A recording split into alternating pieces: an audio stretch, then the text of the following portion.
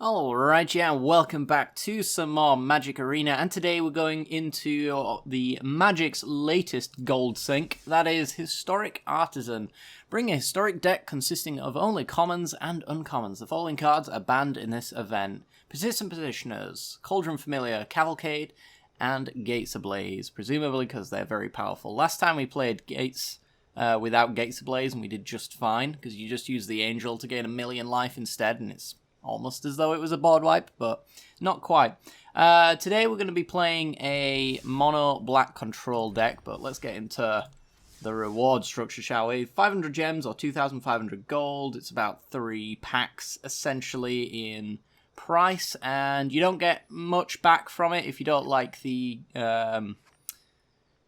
cosmetics. Then you're not really going to like the reward system. I don't like the cosmetics, so I don't like the reward system, but that's fine. I don't always expect much back from the events here. Sometimes they're just a nice little bit of fun, and this isn't so much of an asking price that I have to get very mad about it, and there's no precedent set for free Historic Artisan necessarily, as there is with Brawl. But anyway, yep, you get yourself some card styles which weren't otherwise available, I suppose. You're only going to get them, I'm going to guess, through this event. And yeah, you get to keep playing until the event ends, so I don't have to get 5 wins in 3 losses or something like that. I can play as much as I want. I'm not sure how long this event is running for, but I'm going to probably do a video or 2 at least. So today we're going to be doing a mono black control list, which is at this point in time currently untested, so we're going to have to see how well it does, how the metagame has changed, I'm not really sure, but yeah, we're essentially a control deck, so lots of removal, and our win cons are slow and irritating. So our win cons are going to be Ill-Gotten Inheritance, 4 mana for an enchantment. At the beginning of your upkeep, it deals 1 damage to each opponent, and you gain 1 life. And then you can pay 6 mana to deal 4 damage to an opponent, and you gain 4 life. If you need to speed it up a little bit, that's one way to do it. We can also lock our opponent out of the game with Revenge of Ravens, 4 mana enchantment. Whenever a creature attacks you or a planeswalker you control, that creature's controller loses 1 life and you gain 1 life. So 1/1s don't do anything except for hurt yourself, essentially, is how that reads in a nutshell. So yeah, we're hoping to gain enough life so that our opponent doesn't have enough life to actually justify attacking anymore, and anything that's a little bit too big that gets around the Revenge of Ravens we're going to try and remove. We've got some board wipes in Golden Demise. I'm running this over Cry of the Carnarium because all of our creatures die to Cry of the Carnarium, and if we have the City's Blessing, then none of our creatures die to Golden Demise. That's the idea, at least. We also have Witch's Cottage as well, so we can actually recur our creatures that die to Golden Demise, whereas Cry of the Carnarium would have them exiled. And I don't think exiling the graveyard in a format like this is really necessary, so I think Golden Demise is honestly just a little bit better. Yeah, as far as the removal's concerned, we got Cast Down, destroy target non-legendary creature. Outside of Dominaria, I don't believe there are really any legendary creatures to worry about in common and uncommon slots, so this should hit pretty much everything for 2 mana at instant speed. It's pretty solid. And then we've also got Walk the Plank, which is a 2 mana sorcery, unfortunately. However, it destroys non-merfolk creatures, so it's really nice and cheap. As long as we're not up against the merfolk list, then we should be all good. Finally, as far as the removal's concerned, we got Tendrils of Corruption, and this is the one card that made me want to build this deck, honestly. 4 mana for an instant, deals X damage to target creature, and you gain X life, where X is the number of swamps you control. So the later this game goes, the more damage this is going to do and the more life it's going to deal, which means these Revenge of Ravens become more powerful and more irritating, as long as your opponent isn't also running a life gain strategy, which, if it's like Pride Mates, we should easily be able to get around it. Yep, the Witch's Cottage, as I mentioned earlier, allows us to recur creatures from our graveyard to the top of our library. The creatures are actually just removal or hand disruption, so, you know, we can put removal back on top with a Witch's Cottage. It is also a swamp, which adds to the Tendrils of Corruption. We're not using any non-swamped lands here, because we want to make sure that this deals at least 4 damage for 4 mana at instant speed. That should kill pretty much anything, and that's what we're hoping for. I'm running 1 God Pharaoh statue. I'm not sure if it's entirely necessary, but it's a 6 mana legendary artifact. Spells your opponent's cast cost 2 more to cast, which makes our removal even more cost effective. If our opponent's playing a 4 mana creature for 6 mana and we 2 mana destroy it, that's going to be pretty good. And at the beginning of your end step, each opponent loses 1 life. So similar to the ill-gotten inheritance in that fashion, it will inevitably kill our opponent. And hopefully there won't be too much that they can do about it. We got Foreboding Fruit as our card advantage. 3 mana, draws 2 cards, loses 2 life. But if you pay 3 black, which we absolutely cannot do otherwise, outside of the Mind Stone, which is more card draw, then we get a food token, which gains us 1 life effectively overall, which is pretty cool. So yeah, that's going to be the deck. It's pretty simplistic to play. We just want to kill our opponent's creatures. We want to slap down an enchantment and laugh while the game slowly falls into our favour. I don't know if it's going to be any good. You're going to be seeing firsthand how good it is from the videos that I'm putting up today. So yeah, let's see how it does. Without further ado, let's get onto the battlefield, shall we?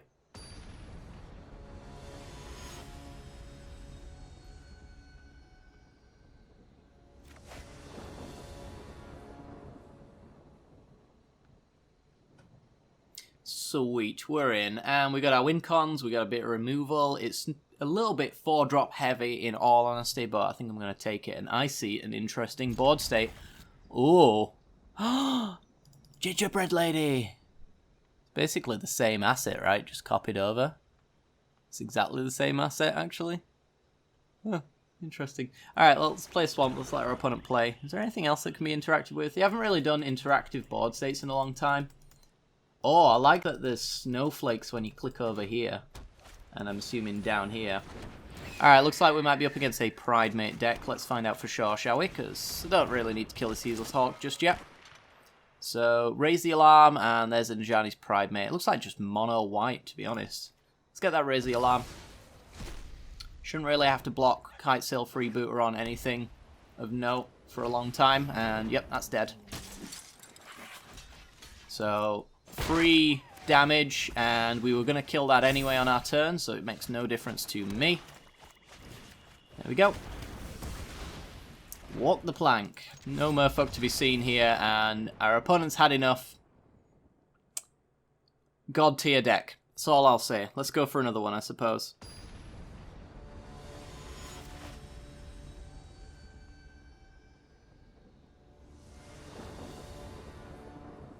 Okay, we're in, and we got 3 mana with a Mind Stone as well, which brings us up to a nice amount to play Ravenous Chupacabra.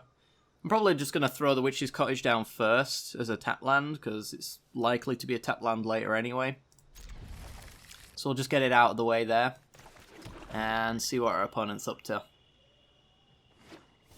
Is it Guildgate? Interesting. Alright, well, Mind Stone opens up Revenge of Ravens and Ravenous Chupacabra, depending on what our opponent plays here. I imagine I'm just going to go for the Revenge of Ravens. Chart of Course, so Drakes. So Revenge of Ravens isn't going to be too good. However, all of our many removal spells are going to be very good. We're going to get it down anyway, though. So I don't really want a Chupacabra for no real value. And we just hope to draw lands now, I guess. For every turn that our opponent doesn't play something. Narset's very annoying. Narset does kind of require me to play a creature down to get any value in. I think I'll do that, though. Because without doing that, I can never use these Foreboding Fruits. And I can't crack my Mind Stone except for on my opponent's turn. And we still have Walk the Plank. We have Cast Down. 2 solid removal spells. And the way to draw more. So, yeah. Gonna have to. Meditate and prepare. As an improbable alliance. Yeah, okay. That's unfortunate. I'm going to go for a Chart Course now. Okay, well. Slightly more fortunate. I can just kill the token, kill Narset, and then I've opened up my card draw.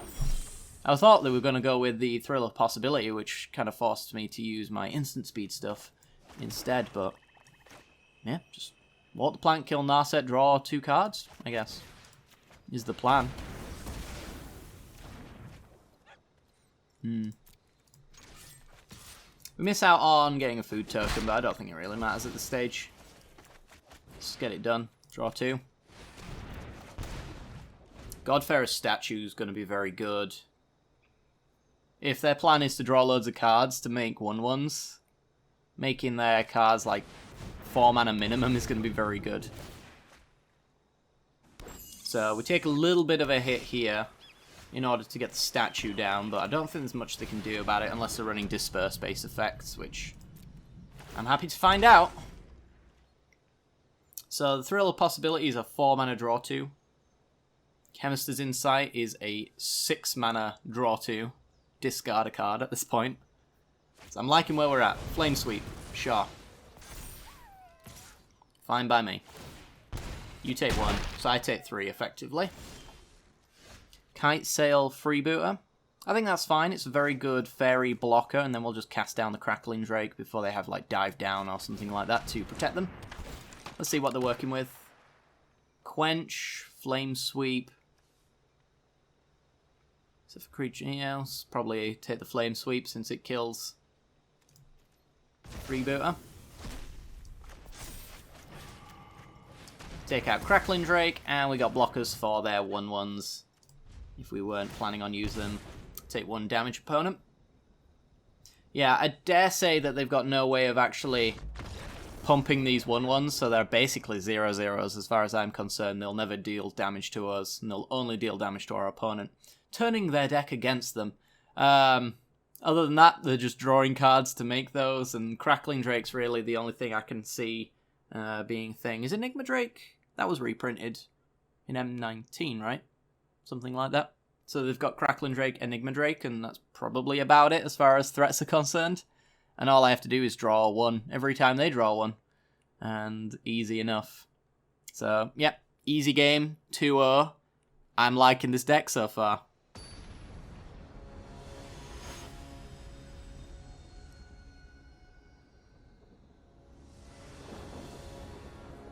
Alrighty then, we're in, and we got Hand Disruption, Removal. It's a little bit light on lands, but I think I'm going to keep this. Let's see what happens. Blue and Spectral Sailor. It's mono blue tempo. Awesome, love it. Oh, maybe not. Maybe it's Flyers. Well, there's a Curious Obsession, which means I'm going to murder the living crap out of that Spectral Sailor. It's going to be an interesting matchup for sure. We want to make sure that all creatures die as soon as humanly possible. There is Dive Down to worry about, so the timing on it really does matter. An Empyrean Eagle, okay. So I'm going to have to try and kill that. I could freeboot to make sure that the coast is clear, and then hope to draw a land which can take down essentially everything. So let's see if they got Dive Downs, they got Spell Pierce. Okay, it's more Empyrean Eagles, which is unfortunate. Yeah, I'm really going to need a land here to close this game out. But I guess it's going to be a case of killing the Eagles and they're hoping that they don't have the flying pump effect. Yeah, I'm going to have to take damage here for a land drop. That really sucks. Because that's 9 points of damage, which opens up Spell Pierce. And they got another Empyrean Eagle. Yeah, this game actually cannot happen. Alright. Yeah. Too quick for me. And the light on lands was my worry, and it definitely bit me in the arse. I think if maybe I could get the Choop down or had cheaper removal, we'd have had that game. Womp womp.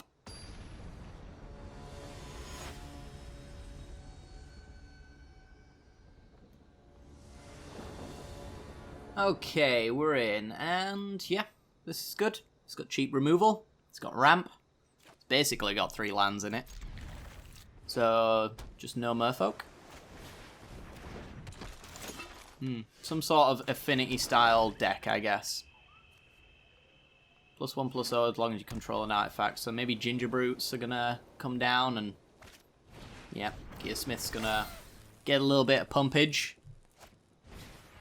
And the Sparring Construct. Alright. Where are my Golden Demises? They look pretty good in this scenario.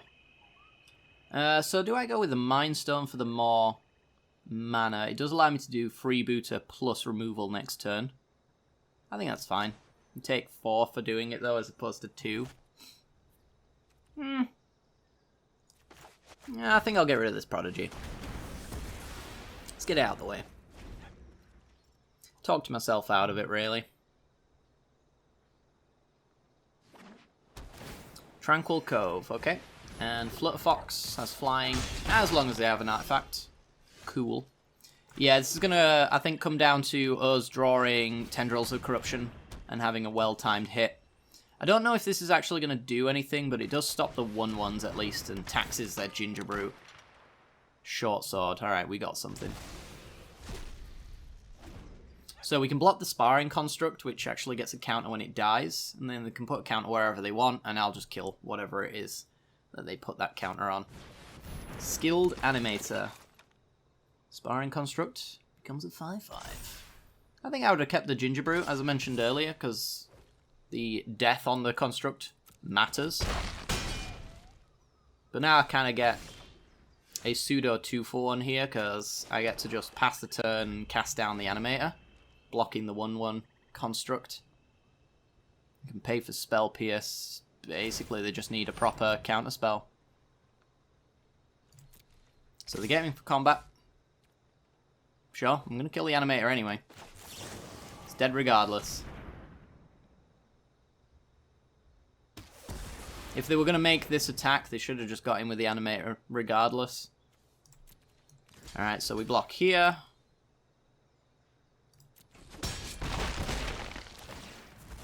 Gonna need some good stuff though, because it's not immediately obvious we're on a low life total and I don't like it. So I'm gonna crack the Mind Stone to try and find some removal.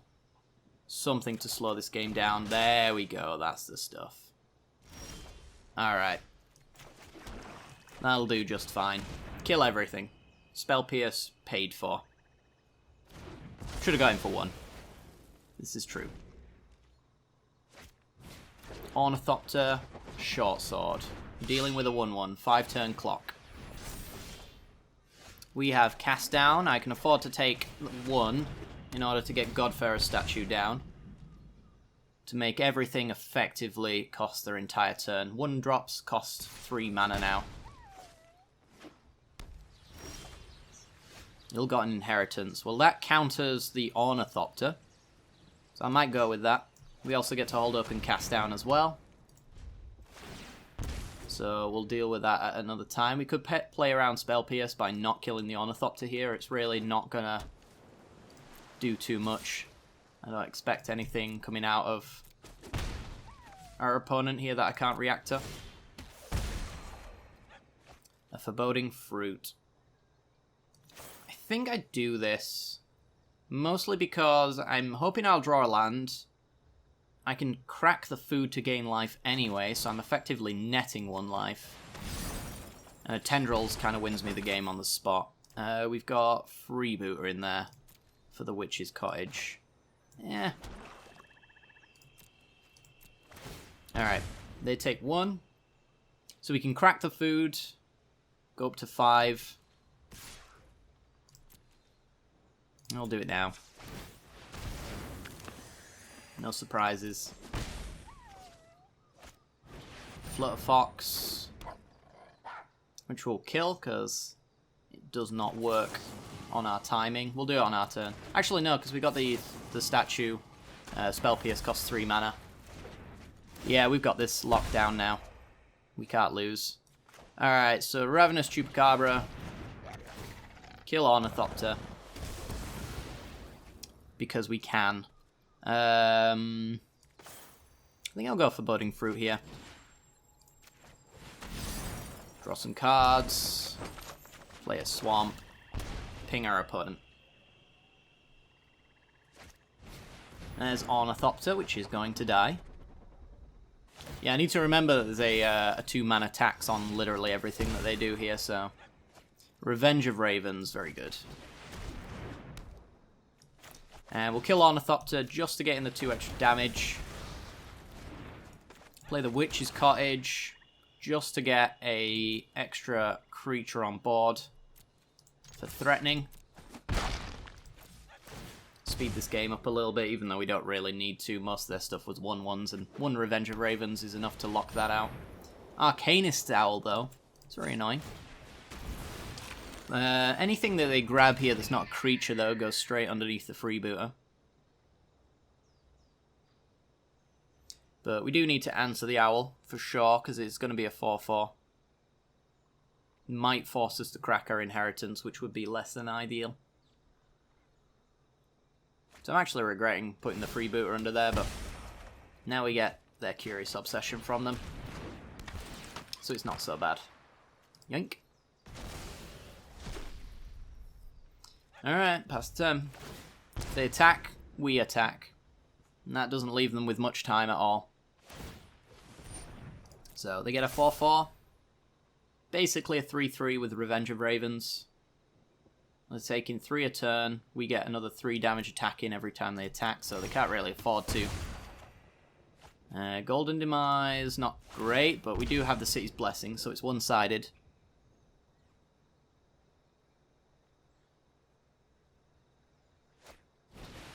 Four mana, Flutter Fox, that's dead.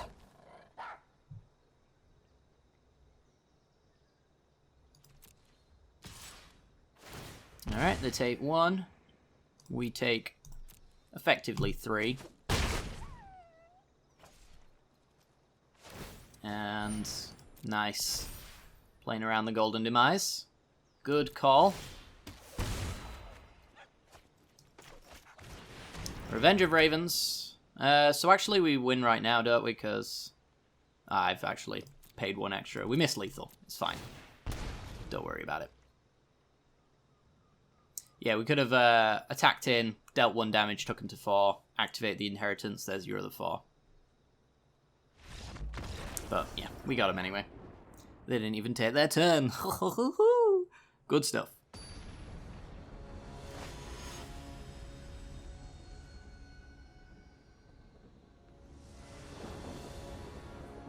Okay, we're in. And light on lands, but we're on the play.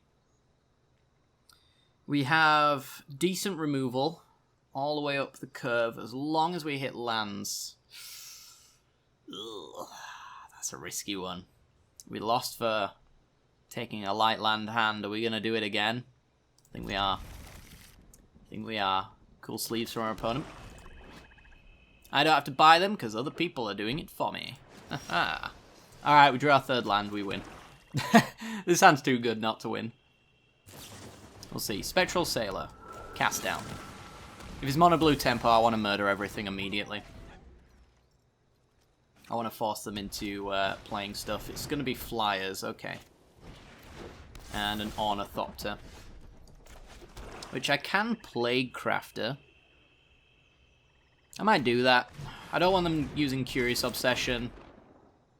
We're not really losing anything from this. We get to put Witch's Cottage online, things like that. There's Siren Storm Tamer.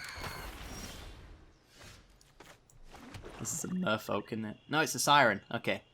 Better. Let's go with Shoop. Playing around Spell Pierce. Otherwise, I would probably go for, like, Revenge of Ravens. We're gonna sack it. You did it, opponent. Congrats. Looking for the big tap out. Not quite what I had in mind, but now we got a spare Revenge of Ravens. We're still playing around that Spell Pierce. Let's get rid of Imperial Eagle. Get him for 2.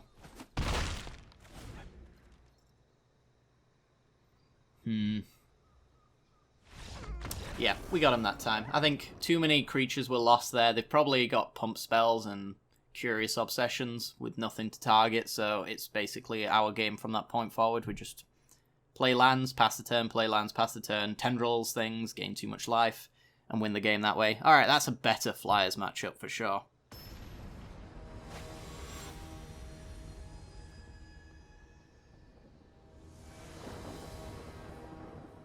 Alright, we're in. 2-lander, but with a Mind Stone. Freebooter for Hand Disruption. Water Plant for removal. It is a little bit removal light, but the Foreboding Fruit and the Inheritance look pretty nice here. I'm going to keep this one.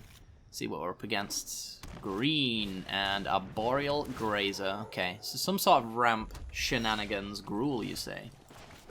Alright. Single target removal should be good against a deck like this. Rhythm of the Wild do not care as such. The haste is going to be an issue.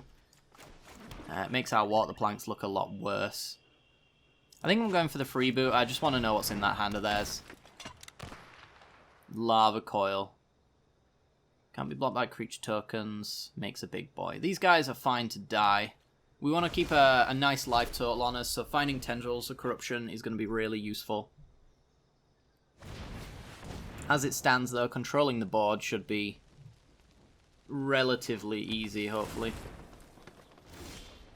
Mind Stone. Alright, that's not bad. Mind Stone into Mind Stone. Then we can get our inheritance down, we can start gaining life. There's no reason to attack, because Grazer has reach. So we're going to take a little bit of damage from all these hasty creatures, presumably. As long as we control them in a ample time frame, then we should be okay. I can wait on the Tendrils for now. So I think we're going to go with Water the Plank on the runner. And I'm honestly not sure if I should play the Foreboding Fruit, because it is basically just a lose 2 at that point, but I do want my land drops. So I think, although I'm losing 2 life doing this, I'm probably gaining it in the long term with the Tendrils, and gaining some blockers as well along the way is very nice.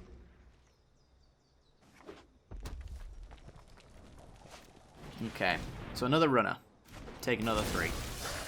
Not ideal, as we mentioned. Pass. Lands, please. This one's going to be a 3-3. It's going to be a 4-4. Okay. We could gain 4 by killing that. I'm thinking what I do here is maybe choop the goblin and then double block the runner. That might not be the worst. We could also just kill everything as well. We got Water the Plank on the Zertar goblin. Into choop on the runner. We're just waiting for that one turn where they do bugger all to get this inheritance down.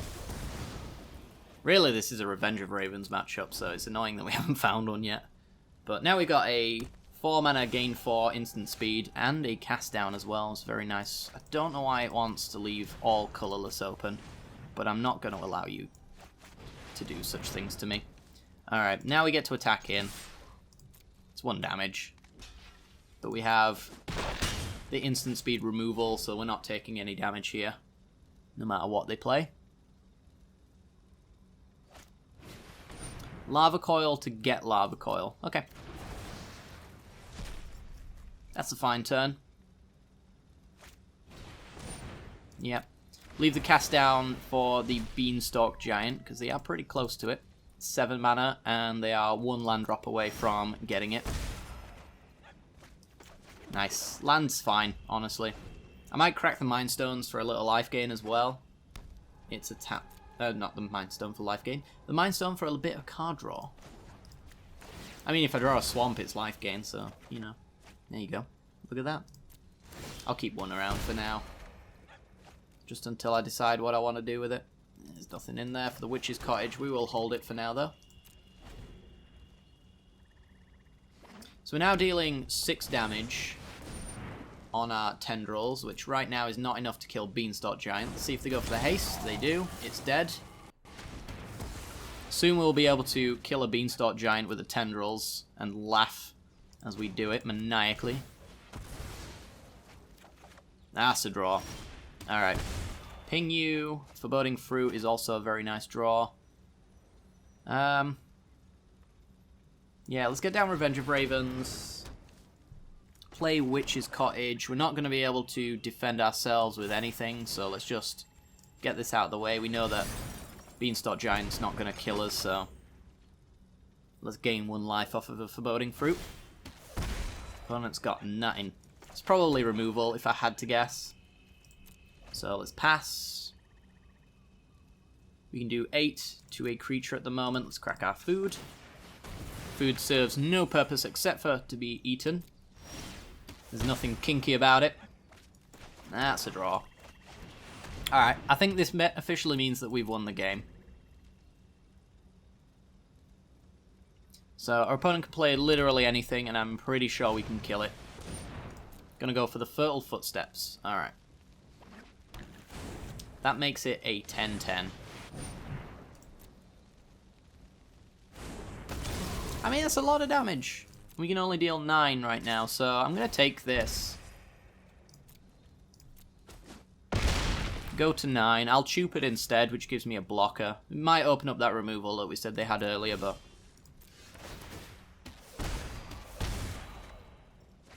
should be good to do that. Alright, Witch's Cottage is a nice chump target for Chupe. It's Chupe Chump. Alright. So we don't have to worry about one of them flying through. Unless a Lava Coil comes first. But that's fine. We've got 10 damage now, so... Overcome. Sure. Deal 2. There's only 1 because of Revenge of Ravens. Domri's Ambush. Yeah. Yeah, that's fine. Take 3, which is 2. Opponent goes down to 10. Alright. You take 2, we go up to 11. Get the Foreboding Fruit. I think I'll play Witch's Cottage. We will take Chupe. We will Foreboding Fruit ourselves. Draw that Chupe. Play that Chupe. Get that damage off the board, and we've even got a Cast Down and a Tendrils open. That was a really good turn. Awesome. Sweet. Yeah, this deck's solid. This might be like Artisan Tier 1, honestly. As long as you play your turns right, you eventually lock them out of the game. There's probably some tweaking to be done before you make it into anything. Like, I'm running Godfarer's Statue. You probably don't need to. You could probably just run another Inheritance or Revenge of Ravens, depending on how the meta looks, I guess. But, yeah. It's pretty good. I like this deck, and I believe that's our 5th win for the day. Is it? It is. Look at that. Beautiful. Get a True Fire Captain, get a Wild Growth Walker, and that is the event completed. Yep, this deck is solid. Absolutely. Thoroughly enjoyed my time with not the Tendrils. Yeah, it's really good. It's going to lock your opponent out of the game. You just need to get to enough swamps to make this do disgusting amounts of damage, gain a disgusting amount of life, and then these basically just take over the game.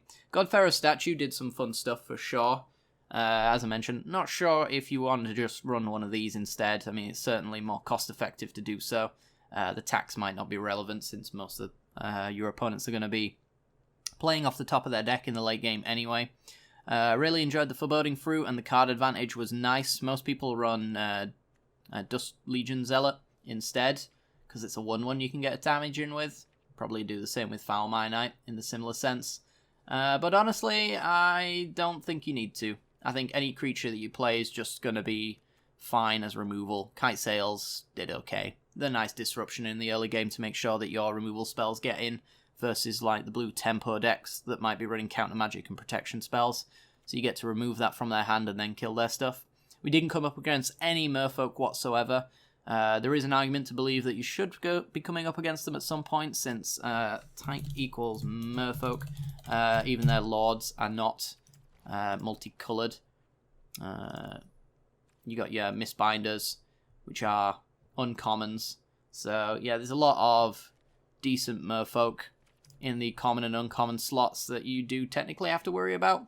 I think all of the good ones, like the River Snack, are very annoying. Kopala, Water Trap Weaver.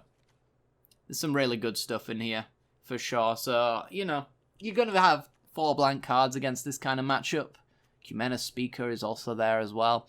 But I think overall, you should have a decent enough chance. We've got, like, the Cast Downs. Golden Demises, hopefully, are going to be very good if you can get a well-timed one in. Plague Crafter, removing creatures. Ravenous Chupacabra, blocking and removing lords and things like that. So, yeah. I don't know. I was kind of hoping that we'd come up against a Merfolk matchup just to see how it fared, but we didn't. So, it's clearly not popular enough. But, yeah.